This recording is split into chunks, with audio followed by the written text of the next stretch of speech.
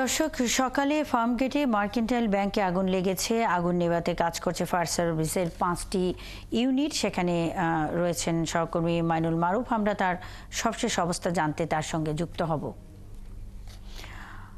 Mainul, mercantile ব্যাংকে আগুন নিয়ন্ত্রণের কি অবস্থা? ভবনে কেউ কি আটকা পড়েছেন কিনা এবং তাদের উদ্ধারে কি ব্যবস্থা নেওয়া হয়েছে?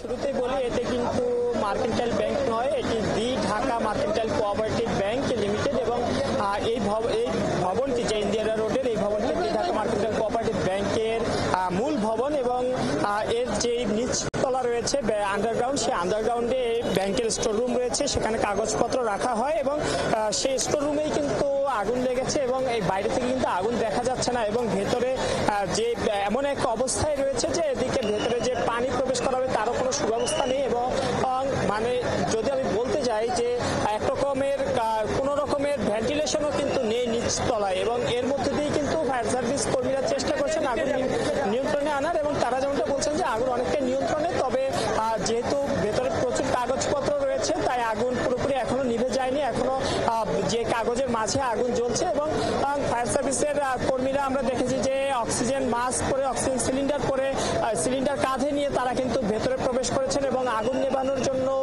যথাসাধ্য চেষ্টা তারা করেছেন এবং কিছুক্ষণ পরপরই এক দলের পর আরেক দল কিন্তু প্রবেশ করছেন এবং আগুন নেভানোর কাজ করে কিন্তু তারা আসছেন এবং আপনারা দেখতে পাচ্ছেন এখন ভেতরে এই মাত্র আগুন নেভানোর কাজ করে আসা দুজন কিন্তু এখন বাইরে এসেছেন। তারা কিন্তু এখানে এখন বিশ্রাম নিচ্ছেন। তারা অনেকটাই অসুস্থ হয়ে পড়েছেন। ভেতরে যেহেতু বদ্ধ জায়গা, সেখানে ধোঁয়া বের হওয়ার এবং সহজে বাতাস চলাচলের কোনো জায়গা নেই, এমন পরিস্থিতি তারা অনেকটাই অসুস্থ হয়ে পড়েছেন।